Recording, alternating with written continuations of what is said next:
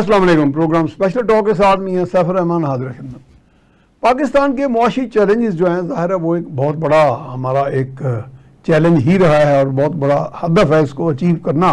उसके लिए हुकूमतें मुख्तलिफ जो आती रही हैं, मुख्तलिफ प्लान्स लेके, अगर बहुत माजी में जाएँ तो हमारे यहाँ 5 साला मनसूबे भी बनते थे, तरक्याती मनसूबे बनते थे, इंफ्रास्ट्रक्चर की तामीर की बात होती थी, सनतकारी इंडस्ट्रियलाइजेशन की भी थी। फिर अदवार बदलते गए, तरजीहात भी बदलती गई। हमारे यहाँ मईशत के भी इस तरह के कई माहिर मईशत आए जिन्होंने अपनी अपनी फ़िलासफ़ीज़, कोई बाहर की पढ़ी हुई, कुछ यहाँ के इंडिजिनस हालात के मुताबिक कोई हम आहंगी कंपेटिबिलिटी पैदा करने की कोशिश की। लेकिन चैलेंजेस बदस्तूर रहे। एक ऐसा मुल्क जिसमें बेपनाह वसाइल हैं, बेपनाह वसाइल, यानी कि ह्यूमन रिसोर्स से लेके फिर आगे जाके इरिगेशन का नेटवर्क, फिर आपका लैंड मैस जो है, ज़राअत का जो लैंड मैस है वो बहुत बड़ा है, फिर आपके यहाँ skilled labour, non skilled labour, और इतनी बड़ी मैन पावर है, ह्यूमन रिसोर्स है। लेकिन हम बहुत सी चीज़ों को हार्नेस नहीं कर सके क्योंकि इतने वसाइल के साथ मुल्क की जो GDP आज तो मेरा ख्याल है हम 450 अरब डॉलर की बात करते हैं, तो ये तो कहीं की कहीं जानी चाहिए थी। कम से कम 1000 अरब डॉलर तो मिनिमम टारगेट अचीव कर लेना चाहिए था। इसके साथ साथ आज हम बात करेंगे, जैसे हमारी पंजाब की वज़ीर आला मरीम नवाज साहिबा ने ये जो पीरा के हेडक्वार्टर्स का दौरा किया और वहाँ पे ऐलान किया जी गवर्नेंस का मैंने एक बेहतरीन मॉडल दे दी है कि अब कब्ज़ा जो है ना वो बिल्कुल फौरी ख़त्म हो गया और अदालतें भी इसमें बड़ी सुरत के साथ फैसले करेंगी और सख्ती से निपटा जाएगा कब्ज़ा करने वाले लोगों से। है तो ये बहुत बड़ी रिलीफ की खबर, लेकिन अंदर की खबर क्या है, इसकी सहमत क्या है, उसके लिए आज हम उसका भी एक बनज़र गैर जायज़ा लेंगे। अपने मेहमानों का तारफ़ जूम पर हमें ज्वाइन किया है जनाब माहिर मईशत आमिर अली साहब ने। आमिर साहब, हम आपको खुश आमदीद कहते हैं। और स्टूडियो में हमें ज्वाइन किया है सीनियर सहाफ़ी जनाब सलीम शेख साहब ने। जनाब बहुत शुक्रिया। शुक्रिया सर। शेख साहब, CM साहब का जो दौरा हुआ है उससे तो ज़ाहिर तो ऐसे लगा, मुझे भी बड़ी खुशी, मेरी अपनी भी 1-2 दफ़ा ज़मीन पे कब्ज़ा हुआ जिसमें बड़े पापड़ बेलने पड़े, हमने वो हासिल तो कर लिया। लेकिन ये तो वही है ना, जैसे आप हुए सहाफ़ी, मैं हुआ भाग दौड़ कर लिया, पुलिस ने भी साथ दे लिया, महकमा माल भी आ गया, तो आम आदमी तो बेचारा रोते ही रह जाता। अगर कोई उसको मिल भी जाए कोई विरसे में कोई चीज़, तो अगर कब्ज़ा हो गया तो हो गया, सारी ज़िंदगी के लिए रांदा है दरगाह। ये कोई इसमें उम्मीद की है किरण कोई? देखिए, ये पीरा को इख्तियार दे रहे हैं, साथ कहते हैं कोई अदालतें भी खसूसी बनाई, क्योंकि आप तो ये बहुत आपकी टीम कवर करती है, आप खुद भी जाते हैं मौके पे।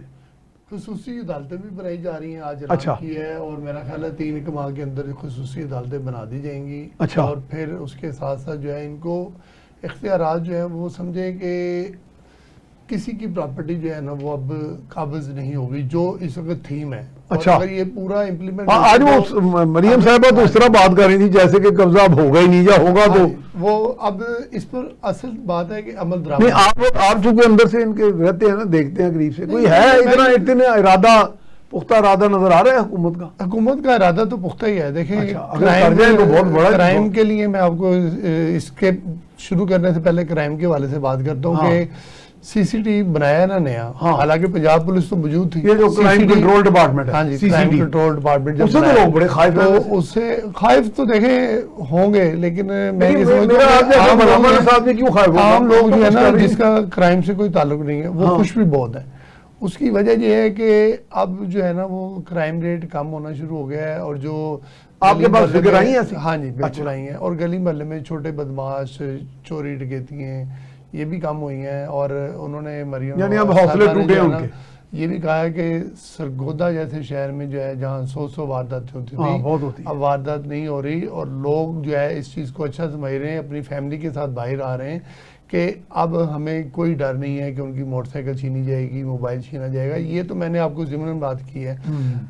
पीरा ने जो सबसे बड़ा काम किया ना, वो तजावज़ात जो है वो ऑलमोस्ट, वो तो सलीम साहब बड़े खुश हैं लोग। तो उससे मैं ये समझता हूँ कि आप किसी बाजार में जाते थे तो आपको पैदल चलने की जगह नहीं होती थी। मैंने 1-2 जगह देखी है, मैं इतना कंफर्ट फील किया मैंने, क्योंकि जो दुकानदार है ना वो अपनी दुकान पर कम तवज्जो देता था, वो बाहर एक फट्टा लगवा देता था, और फट्टे वाले से जो है वो दुकान से ज्यादा किराया लेता था। अगर दुकानदार, सारी दुकानें जो हैं वो मालिकों की नहीं होती, उन्होंने किराए की लिया। फर्ज करें कि दुकान जो है उसने किराए की ली थी 40,000 रुपए की, तो उसने दुकान के आगे 2 फट्टे लगवा दिए 30,000 रुपए के, यानी वो 60,000 उसको 60,000 ले लिया और 20,000 रुपए यानी उसको प्रॉफिट हो गया। और उनका लेके 40,000 मालिक को दे दिया, मालिक को दे तो दिया, 20 अपनी जेब में 20 अपनी जेब में डाल लिया। अच्छा, और फिर जो दुकान, ये आपने सही ऑपरेशन, ये मैं जेन्युइन बता रहा हूँ। अच्छा। आप किसी भी, ये आपके बिल्कुल करीब है, सबसे जो नजदीक तरीन है इचरा मार्केट है, हाँ। वहां आप चले जाएं। अब दुकानदार जो है कई खुश भी हैं और कई रो भी रहे हैं। जो काम नहीं थे करते ना,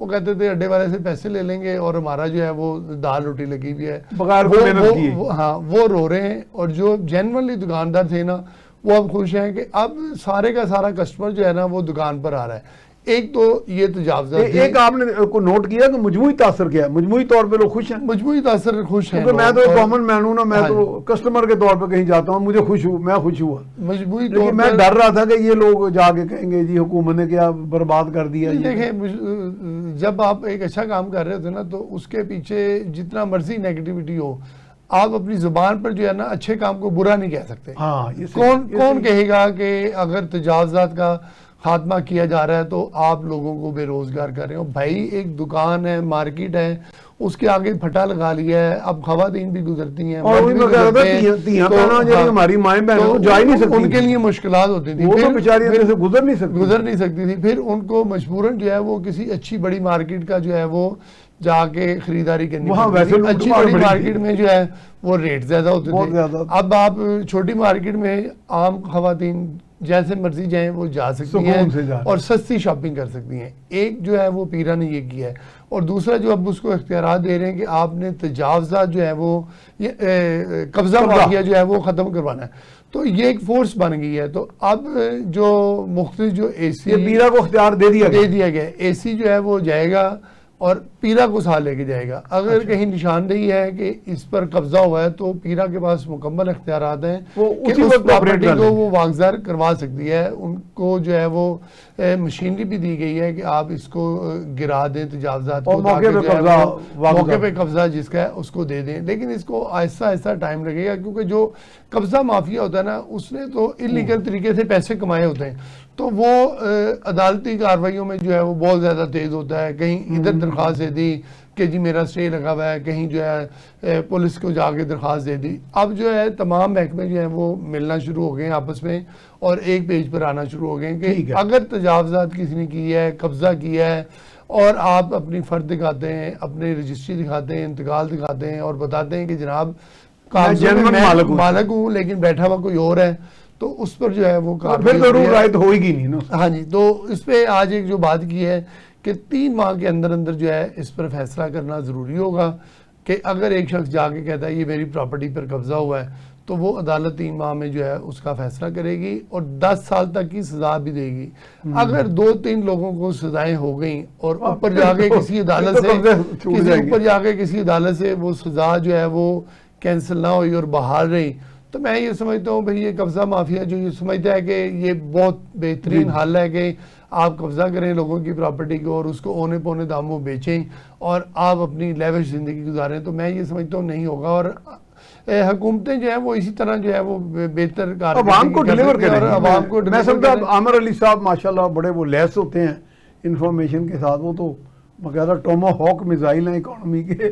आमिर साहब वेलकम टू द शो जनाब, आपने बड़ी जहमत की और बड़े शॉर्ट नोटिस पे आप हमें अवेलेबल हुए।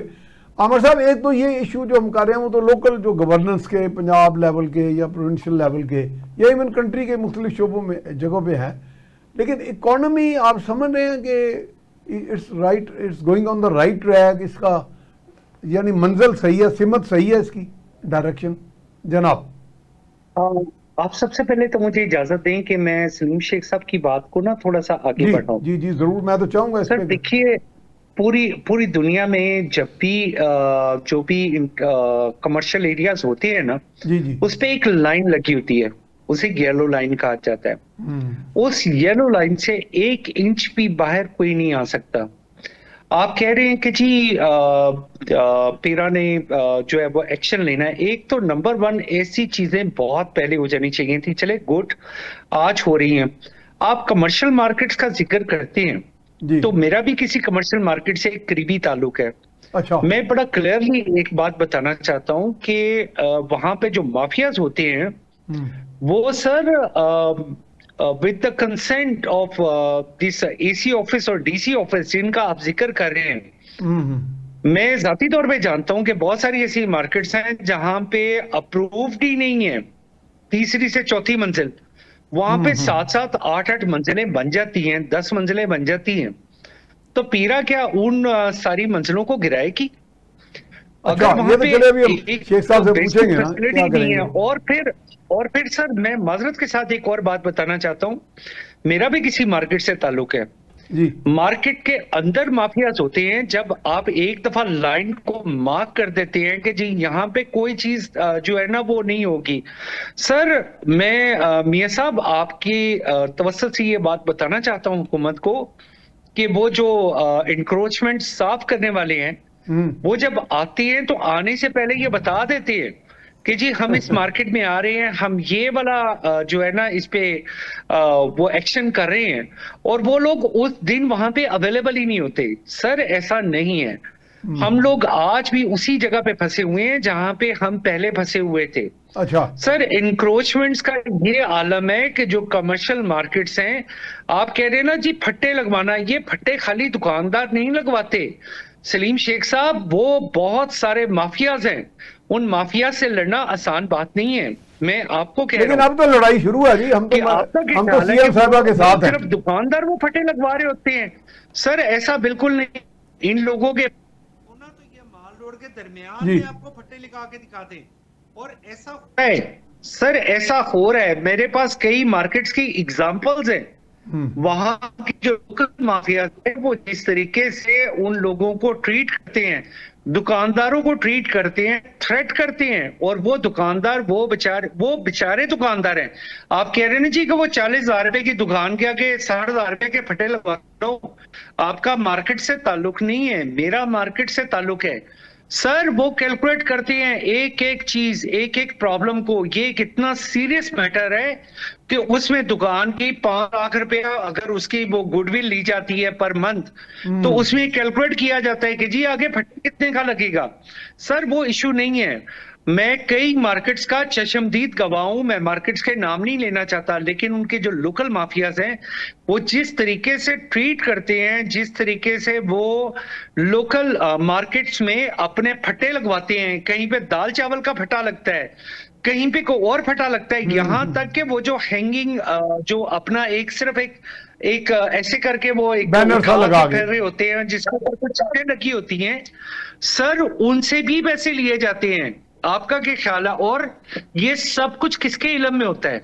ये सब कुछ आपकी लोकल पुलिस लोकल के इलम में इंतजामिया होता है। वगैरह जी। क्या लोकल सर, सबसे पहले लोकल पुलिस के, क्या उसको नहीं पता? एक दफा एक जो है ना ऑपरेशन होता है, ऑपरेशन के बाद उस दिन सब अपनी लिमिट में चले जाते हैं, लेकिन ठीक 2 दिन बाद वो उस लिमिट से बाहर निकल आते हैं। तो सर जिस चीज लेकिन की अब तो हमें सब बहुत सी कंसिस्टेंसी, मार्केट्स में अब काफी दिन हुए हैं, वो काफी सुकून है अभी तक तो कुछ मार्केट्स में।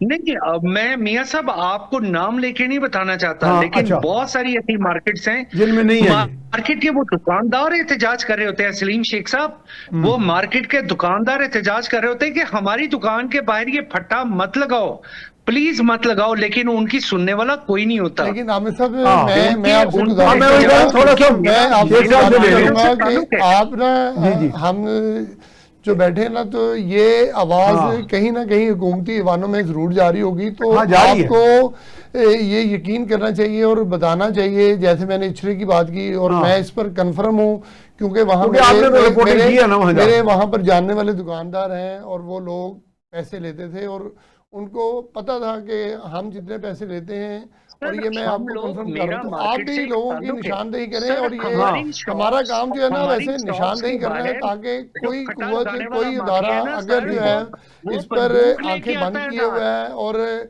सीएम को या उनके पास हायर बंदूक मैनेजमेंट होती को है या मियां साहब, डीसी को या एसी मियां को साहब, उस चीज की आगाही नहीं उनके है। पास तो बंदूक मैं ये होती समझता है। हूँ उसकी आगाही होनी हम चाहिए। लोग किसके खिलाफ जाके कंप्लेंट करें? मेरा मार्केटों से एक बड़ा गहरा ताल्लुक है। मैं इन्हीं मार्केटों से निकल के आया हूं, मैं पुराना लौरिया हूं। मैं हाँ। लाहौर को समझता हूं, मैं लाहौर की मार्केटों को समझता हूं, उसके मिजाज को समझता हूं। सर एक येलो लाइन लगा दी जाए और वो इंस्पेक्टर जो खुद, ये एक और सिस्टम बना दिया गया है पैसे लेने वाला, वो जिससे वो जो इंस्पेक्टर है उसके ऊपर एक और अथॉरिटी होनी चाहिए जो आके सिर्फ ये देखे कि आया वो इम्प्लीमेंट करवा रहा है या नहीं करवा रहा। सर फल की रेडी लगाने वाले से लेके एक जो शोल्डर पे रख के हैंगिंग करके सामान बेच रहा है, एक नुक्कड़ से लेके दूसरी नुक्कड़ तक वो किसी माफिया को पैसे दे रहा है, और वो माफिया वो हैं जिनके खिलाफ मैं जुबान नहीं खोल सकता।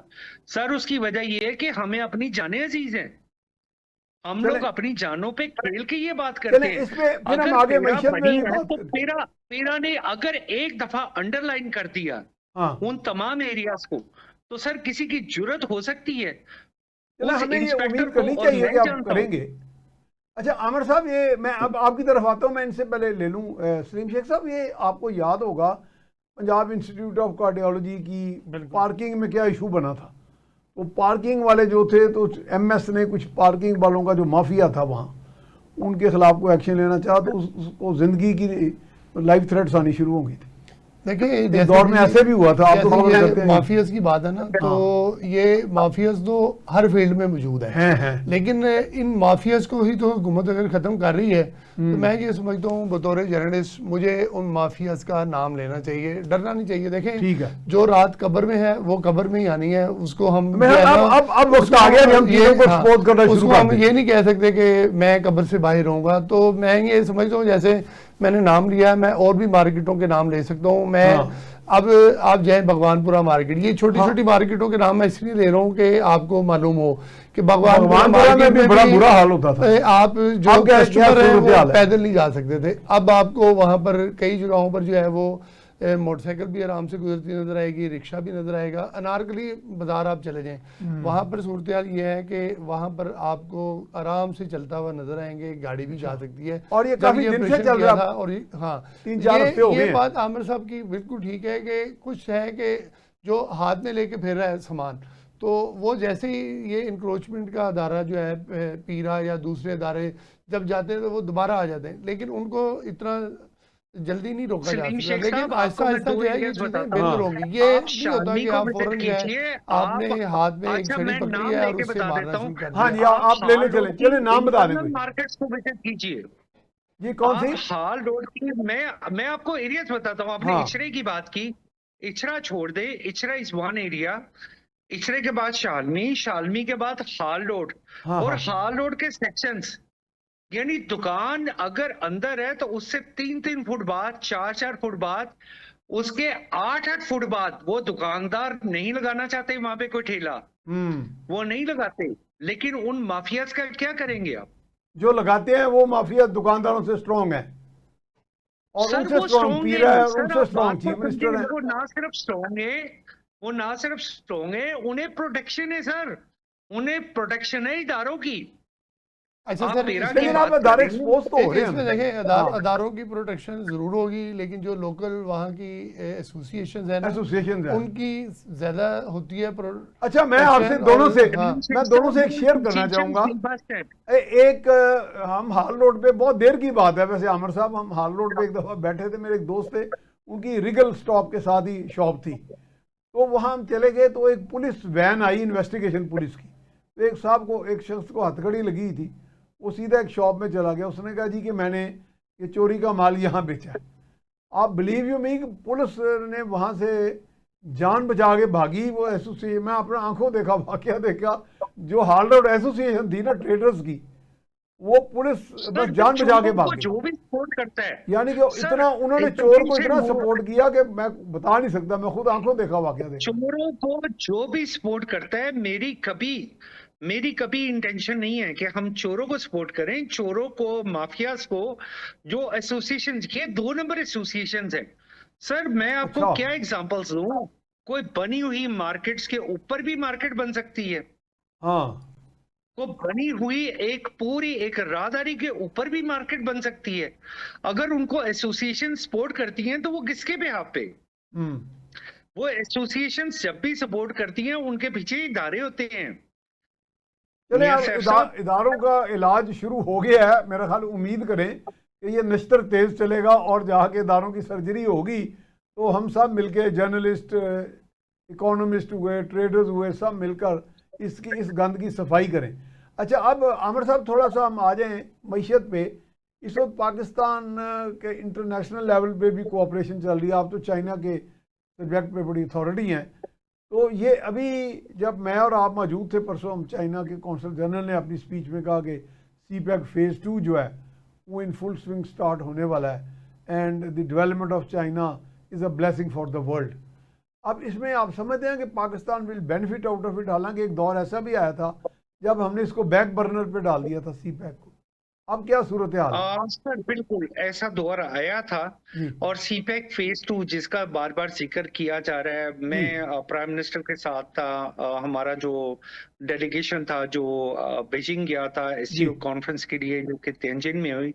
डेफिनेटली ऐसा है। अच्छा और पाकिस्तान CPEC फेज 2 में जिस तरीके से एंटर हो रहा है, और जो हमारे इनिशिएटिव जो हमारे सामने आ रहे हैं वो बहुत बड़े हैं, लेकिन हमें उसके लिए एक्टिव होना चाहिए। एक्टिव किस सेंस में?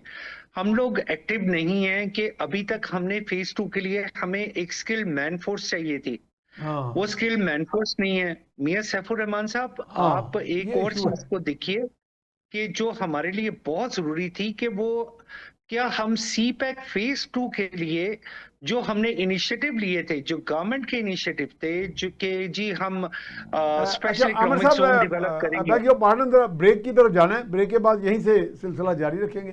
जी हम जा रहे हैं ब्रेक की तरफ। ब्रेक के बाद यहीं से सिलसिला जारी रखेंगे।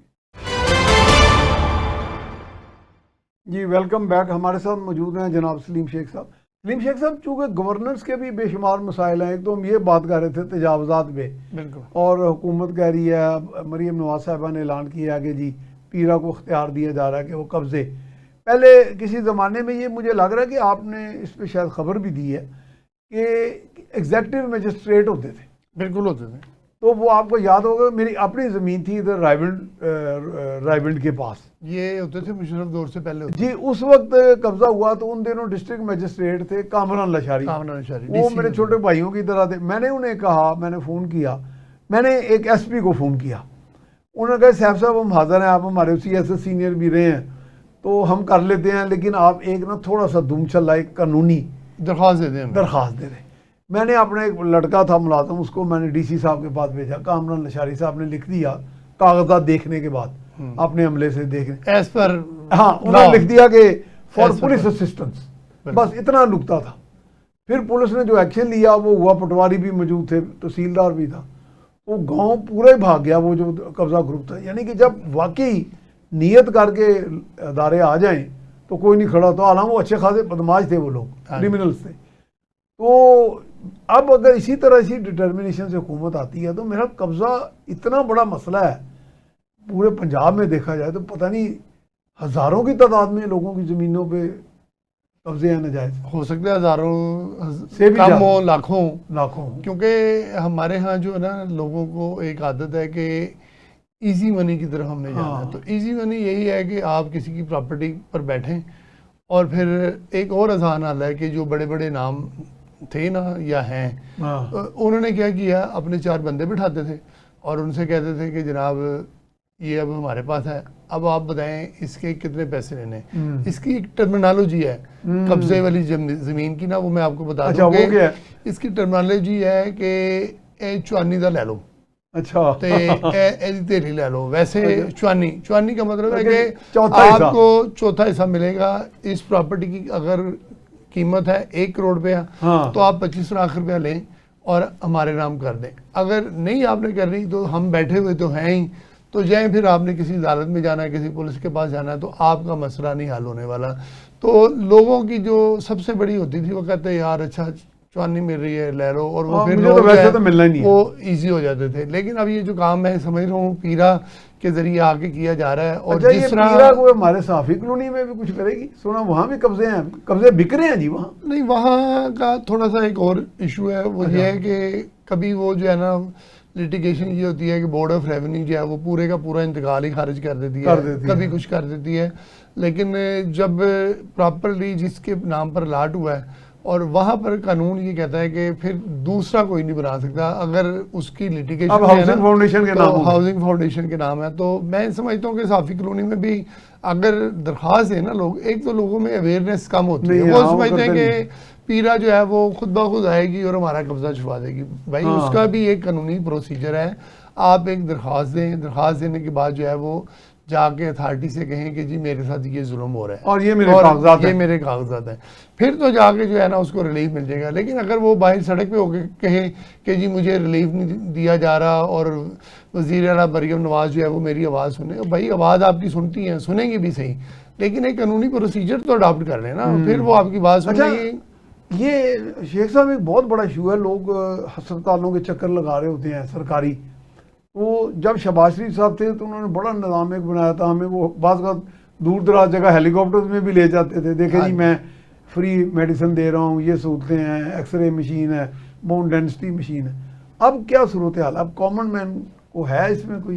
देखिए कॉमन मैन को मसाइल तो रहने हैं, लेकिन ये मैं समझता हूँ कि ख़त्म नहीं हो सकते, इनको मिनिमाइज किया जा सकता है, कम भी हो रहे हैं। अब देखें, आप जाएं किसी भी हॉस्पिटल में रैंडमली अगर आप दाखिल हो गए हैं तो आपसे किसी भी किस्म के प्रोसीजर के लिए अच्छा, 1 रुपए की दवा जो है वो बाहर से नहीं मंगवाई जाएगी। और दवाई हर तरह की मुयस्सर होगी, हर तरह की दवाई मैसर है, और वहाँ पर महंगी से महंगी भी। अगर सरकारी अस्पताल की इन्वेंट्री में दवाई मौजूद नहीं है तो फिर एमएस के पास अख्तियार है कि वो आपको एलपी मीन लोकल परचेज के ज़रिए दवा ख़रीद के देगा और फिर वो दवा आपको लगेगी। और ये मैं समझता हूँ आप किसी दिन खुद जाएं और किसी भी हॉस्पिटल में जाके जो है वो ऐलानात जो हैं वो आप सुन लें। वहाँ पर ऐलान किया जा रहा है कि वज़ीर पंजाब मरियम नवाज शरीफ की तरफ से जो है हस्पताल में अद्वियात जो हैं वो बाज़ार से लाने की ज़रूरत नहीं है, तमाम अद्वियात जो है वो बाज़ार से आपको हॉस्पिटल से मिलेंगी। और साथ एक बड़ी अच्छी चीज़ जो है वो हर फ्लोर पर, हर ऑपरेशन थिएटर के बाहर और हर वार्ड के बाहर जो है वो स्टैंडीज लगा दी हैं कि हस्पताल का अमले को बख्शिश देना जो है वो मना है। अगर आपसे कोई पैसे मांगे तो उसकी शिकायत करें। और इसकी सबसे बड़ी जो मिसाल है ना वो ये है कि अगर आप गायनी वार्ड में चले जाएं, वहाँ पर अगर कोई डिलीवरी होती है तो वहाँ का जो अमला है ना वो इतने पैसे ले लेता है कि लोगों को जो है वो प्राइवेट जो है इलाज कराना आसान समझा जाता था। लेकिन अब क्योंकि ऐलान भी हो रहे हैं, लिखा हुआ भी है, इसको जो है कम तो नहीं किया, ख़त्म तो नहीं किया जा सकता, कम जरूर हो गया। क्योंकि अब जो लोग जाते हैं वो समझते हैं कि यार हमने भी चले सदका निकालना है तो ये गरीब लोग हैं इनको दे दें, वो चुप करके दे देते हैं। लेकिन अब जिस तरह पहले था ना कि आपको ये बच्चों की शक्ल नहीं दिखाने की, जब तक आप हमें पैसे नहीं देंगे मुट्ठी नहीं गर्म करेंगे, वो कल्चर ख़त्म हो गया। लेकिन क्योंकि हमारे बहैसियत पाकिस्तानी जो है लोग वो समझते हैं कि यार इनका हक है उनको दे दें, तो अब उसको कैसे रोक सकते हैं? बख्शिश कहते हैं, तो उसको आप कैसे रोक सकते हैं? अगर एक देने वाला बगैर मांगे किसी को दे रहा है तो उसके हाथ को आप नहीं रोक सकते, उसकी जेब को भी नहीं आप पकड़ सकते।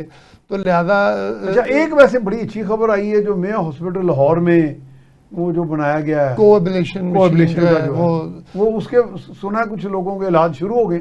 वो अब तक जो है 5 लोगों का जो है वो ट्रीटमेंट हुआ है और 5 लोगों ने कहा है कि हमारा जो है वो ट्रीटमेंट हो गया। उसके अंदर एक थोड़ी सी जो है ना वो मुबहम सी बात चल रही है। वो अवेयरनेस के लिए मैं समझता हूँ बहुत ज़रूरी है कि ये कैंसर की फर्स्ट स्टेज का इलाज है। अच्छा। जैसे कि इंटरनेशनली जो पढ़े लिखे ममालिक, तरक्की याफ्ता ममालिक में होता है, लोग अपने हर साल मुख्तलिफ किस्म के टेस्ट करवाते हैं, तो उनको जब किसी भी किस्म की जो बीमारी ख़ास तौर पे कैंसर से रिलेटेड जब उसके सिम्टम शुरू होते हैं ना तो वो फिर डॉक्टर के पास जाता है और फिर वहाँ से जाके जो है उसको ट्रीटमेंट की तरफ जाते हैं। तो वो एक तरीका इलाज जो है वो बेहतर है। और उसमें मेरा ख्याल है 60 मिनट से लेकर 90 मिनट के अंदर अंदर जो है ना वो मशीन उस पॉइंट के ऊपर जो है वो हीट मशीन है बेसिकली, बिजली के जरिए चलने वाली, वो हीट के जरिए उस सेल को डेड कर देती है और फिर वो जो कैंसर है वो फैलता नहीं है। लेकिन अगर आप कहें कि कैंसर की 3री या 4थी स्टेज है किसी के ऊपर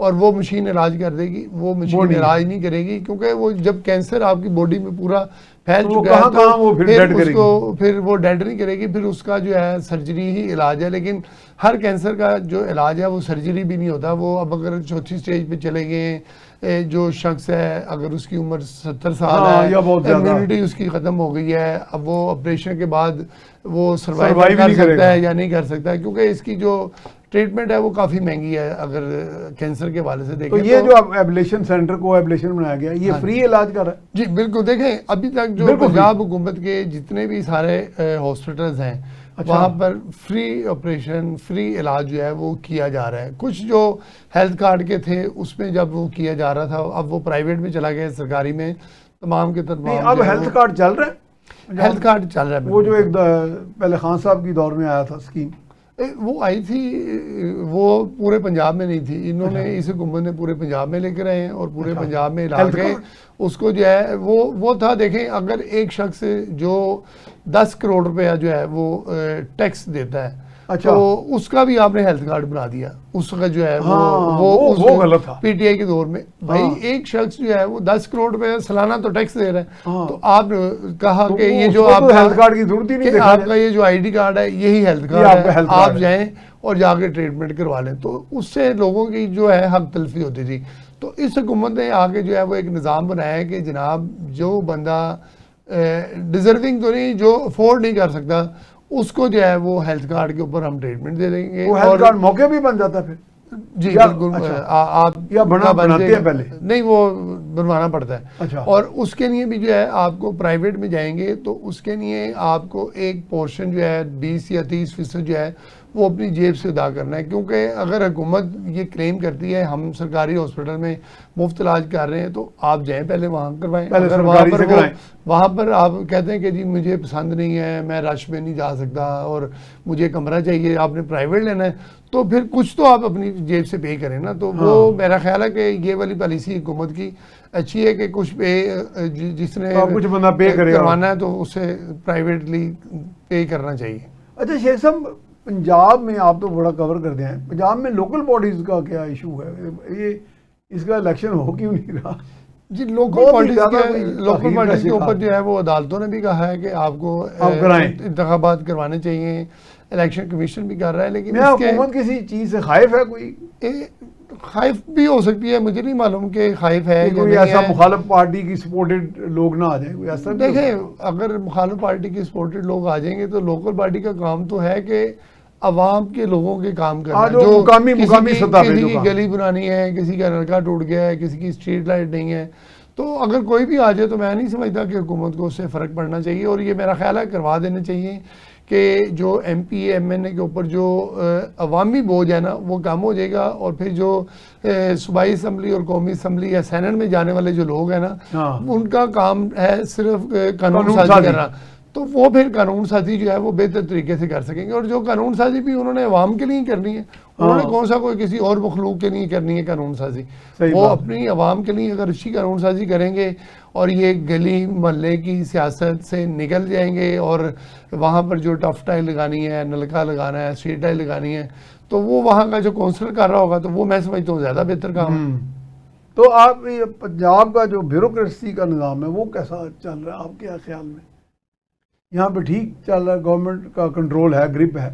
मैं समझता हूँ कि गवर्नमेंट की जो है ना वो ब्यूरोक्रेसी पर मुकम्मल कंट्रोल ग्रिप है। है। और कोई भी काम जो है ना वो अब ब्यूरोक्रेसी वो करते हुए डरती है कि अगर उसने कोई गलत काम किया। क्योंकि मुझे याद है कि हाँ, CM साहिबा को CM थोड़ी साहिबा strict है बड़ी। स्ट्रिक्ट हैं। और वो मुझे याद है कि उन्होंने सबसे पहला जो एक हुकूमत में आने के बाद जलसा टाइप जो किया था ना, वो हाँ। साबिक स्पीकर पंजाब असम्बली है राणा इकबाल, हाँ, उनके हाँ। उनके इलाके में जाके किया था। और उन्होंने वहाँ पब्लिकली ऐलान किया था कि मैं कोई सियासी पोस्टिंग नहीं करने आई, मैंने कोई सियासी पोस्टिंग नहीं करनी। कोई अगर मेरा अलाइज या मेरे जो MP MNA या वज़ीर हैं वो कहें कि मेरे कहने पर उनका DPO CCPO RPO या DC लगेगा तो ये उसकी भूल है। जो भी काम होगा मेरिट पर होगा। ये नहीं होगा कि आपको जो है ना हम कोई सियासी पोस्टिंग करें।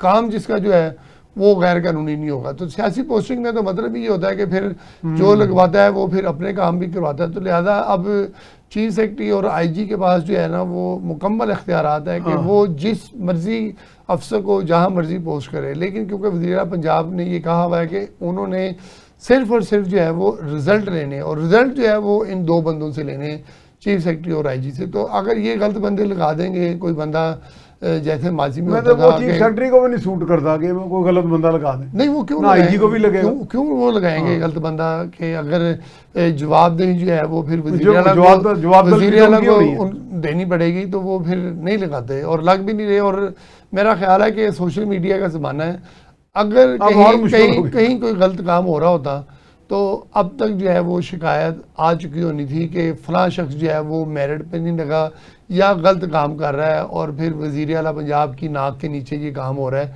तो वो जवाब दें। तो मेरा ये ख्याल है कि वो फिर जवाब तो अगर कोई सवाल ही नहीं आया तो जवाब कैसे देंगे। तो अब तो उनको कंप्लेंट सेल वगैरह इनके वो सही मौसर काम कर रहे हैं वैसे। कंप्लेंट सेल तो सारे अब ये जो सोशल मीडिया यही कंप्लेंट सेल है। और मैं देख रहा होता हूँ कि मरियम नवाज शरीफ साहिबा जो कि वज़ीर पंजाब है, वो खुद जो है वो सोशल मीडिया पर जो है वो बड़ी एक्टिव है। उन्होंने ट्वीट वगैरह भी करती है। कल मैं एक ट्वीट उनका देख रहा था कि एक शख्स जो है वो किसी मजदूर शख्स था, वो किसी जो बस में जो है ना सवार हो रहा था, तो उसकी वो वीडियो सोशल मीडिया पर लगी हुई थी। अच्छा। तो वज़ीर आला ने पूछा कि इसके हवाले से बताएं कि ये मजदूर शख्स कहाँ का है और इसको व्हील चेयर मिलनी चाहिए, आप मुझे बताएं तो इसको व्हील चेयर दी जाएगी। देखें, अगर वो इतना डीपली जाके देख रही हैं तो फिर इसका मतलब है कि उनकी नज़र जो है वो हर जगह पर है, सिर्फ वो रवायती मीडिया नहीं देख रही या रवायती अखबार नहीं देख रही। वैसे तो लोग अब कह रहे हैं जी औरत की हुक्मरानी है, उधर अज़मा बुखारी साहबा वज़ीर इत्तलात हैं, मरियम औरंगज़ेब जो हैं, मरियम औरंगज़ेब का तो खैर एक्सपीरियंस भी काफ़ी है, तो इस लिहाज से तो वुमेन का ट्राइब बना हुआ है।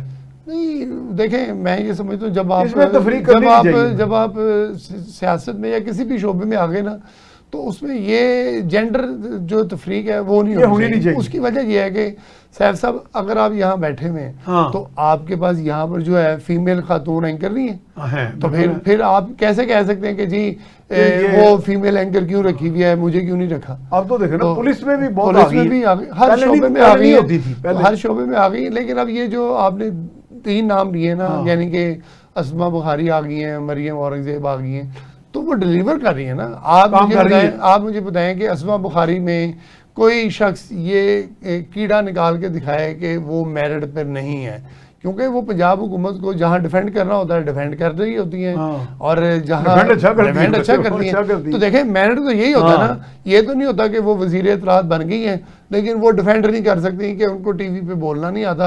लेकिन क्योंकि वो खातून है और वज़ीर आला पंजाब मरियम नवाज भी जो है वो वज़ीर आला है, तो वो ये चाहती थी कि उनके साथ जो है कोई वज़ीर इत्तलात जो है वो खातून हो, कम्फर्ट हो, लेकिन कम्फर्ट की बात ही नहीं है। अब आप देखें ना कि वो डिफेंड कर रही होती हैं। अब आप दूसरी तरफ जेंडर की बात आपने की है, तो जो मेल वज़रा हैं, आप राना सिकंदर हयात को देख लें, वज़ीर तालीम है, और उन्होंने अब ये सैलाब में, आपको पता है कोई 15 दिन जो है वो सैलाब में रहे हैं, अपने घर नहीं गए और बड़े एक्टिव रहे। इसी तरह ख्वाजा सलमान रफीक वज़ीर सेहत हैं, वो भी मेल हैं जेंडर वाइज, तो वो भी वहाँ पर जो है सैलाब में रहे, घर नहीं गए, बल्कि सोशल मीडिया पर जो उनके भाई हैं ख्वाजा साद रफीक, उन्होंने कहा कि देखें कि ये सैलाब के लिए यहाँ पर रुके हुए हैं और इनको अपने घर के हवाले से जो है उन्होंने कहा जी घर चले बातें तो होती रही। आमिर साहब हमारे साथ लाइन पे आ गए। जी आमिर साहब, we were talking about China Pakistan economic cooperation, उसमें हिचेस जो थी, चैलेंजेस थे, अब किस ट्रैक पे हम आ गए हैं? गवर्नमेंट ने वो कोई रिमूव कर दिए बोटलनेक्स? हमारी गवर्नमेंट ने, चाइना की तरफ से तो कोऑपरेशन है जनाब, दोनों गवर्नमेंट की तरफ से कभी भी हर्डल्स नहीं थी, ठीक है, लेकिन कुछ सिचुएशन, कुछ इंटरनेशनल सिनेरियो वो कुछ ऐसा बन जाता था और उसकी वजह से थोड़ी पाकिस्तान को प्रॉब्लम आती थी। लेकिन ये प्रॉब्लम हमेशा रहने वाली नहीं है। CPEC is a reality and we have to follow it and we need to understand how we are going to make it done in a positive way. And what are the benefits that is for the Pakistan economy and for the ordinary people like you, like me. We all need to get the maximum benefit from that. So in the second phase of CPEC especially, we need to see Pakistan में क्या काम होना चाहिए, क्या काम हम कर रहे हैं। और इसके साथ साथ मुझे चूंकि मैंने सलीम शेख साहब की बात सुनी है, वाकई पंजाब गवर्नमेंट ने दिन रात काम किया है। बहुत सारे मिनिस्ट्रीज लोगों ने अपने अपने इलाके में, बल्कि मुझे ये कहना चाहिए कि आउट ऑफ द स्किन बहुत काम किया है। जितना डिजास्टर था पंजाब में, उस डिजास्टर को ना सिर्फ मैनेज किया है, बल्कि मैं ये एक सल्यूट पेश करूंगा कि जितनी प्रॉब्लम्स थी, हमें हमेशा तनकीद बाय तनकीद नहीं करनी चाहिए। ठीक है। और तनकीद रेटिंग भी नहीं लेनी चाहिए। मियां साहब देखिए, अगर गवर्नमेंट ने अच्छा काम किया है, मेहनत की है, तो वी शुड अप्रिशिएट इट। और जिस तरीके से हमारे प्राइम मिनिस्टर ने अभी IMF के पास भी अपना मौका पेश किया, और वो मौका बड़ा क्लियर था। उन्होंने कहा जी कि इतनी बड़ी डिजास्टर है कि हम इन लोगों से बिल नहीं ले सकते। एक छोटी सी भले 2000 का, 3000 का, 5000 का कोई बिल है, हम चार्ज नहीं कर सकते। कैसे करें सर? वहां पे तो तबाही ही तबाही है। ठीक है। और लेकिन मैं इस सिलसिले में मियां साहब आपसे एक और बात करना चाहता हूं कि जो सबसे बड़ा एग्रीमेंट साइन हुआ था, जो रिसेंट विजिट है SCO के हवाले से हमारे प्राइम मिनिस्टर का, मियां शहबाज शरीफ साहब का, उसमें एक कंपनी थी, उसका नाम है ईदा। ईदा कंपनी वो है जो water irrigation, water management company है। अच्छा। जिससे सबसे बड़ा कॉन्ट्रैक्ट जो साइन हुआ है वो $1.6 बिलियन का। मैं आपके प्रोग्राम के जरिए वो जो है ना, वो सबको बारे में सबको बताना चाहता हूं कि वो सबसे बड़ा एग्रीमेंट था। और वो क्या था? Irrigation water management. अच्छा। हमारे पास वो करोड़ों एकड़ जगह ऐसी पड़ी है जिसको हम इरिगेशन में लेके नहीं आ रहे, और वो इरिगेटेबल नहीं है। क्यों? हम पानी निकलता है, हम डैम्स के चक्कर में, यहां तक कि हम $12 बिलियन का, $12 बिलियन का पानी ड्रेन कर रहे हैं। कहां पे? हाँ, अरेबियन सी में। और उसी पानी को हम इस्तेमाल कर सकते हैं। ये जितना इरिगेशन वाटर है, इसके बहुत सारे रिजर्वर्स बन सकते हैं, इसका इरिगेशन सिस्टम बन सकता है। तो मियां साहब, मैंने तो आपको ये भी बताया कि जब हमारे प्राइम मिनिस्टर ने ये एग्रीमेंट साइन किया, किस कंपनी के साथ साइन किया, उनके CEO वहां पे मौजूद थी, एलिजाबेथ नाम था उनका। और उन्होंने आके ये बताया कि हाँ, हम इस तरीके से इरिगेशन वाटर मैनेजमेंट में पाकिस्तान को हेल्प कर सकते हैं। तो सर, हमें ये हेल्प लेनी चाहिए ना। देखिए, एक कंट्री ने अगर इतना काम किया है, उन्होंने एक इरिगेशन वाटर मैनेजमेंट अथॉरिटी बना दी है, तो उससे हम लोग फायदा क्यों नहीं ले रहे? हाँ, सही बात है। ये मैंने भी चाइना में जब विजिट किया तो उनके एग्रीकल्चर फार्म्स देखे, उनके एग्रीकल्चर साइंटिस्ट की जो रिस्पेक्ट मैंने देखी वहाँ, वो तो उसकी चाइना की जो एग्रीकल्चरल तरक्की है वो तो उसी की निशानदेही मिल जाती है ना उसमें। तो मैं समझ रहा हूँ कि ये ग्रोथ का जो ख़ास तौर पे मॉडल है चाइना का, फिर बिलखुसूस उनका जो शेयर्ड प्रॉस्पेरिटी और विन विन कोऑपरेशन की सोच है, उसे पाकिस्तान मुस्तफीद हो सकता है जनाब।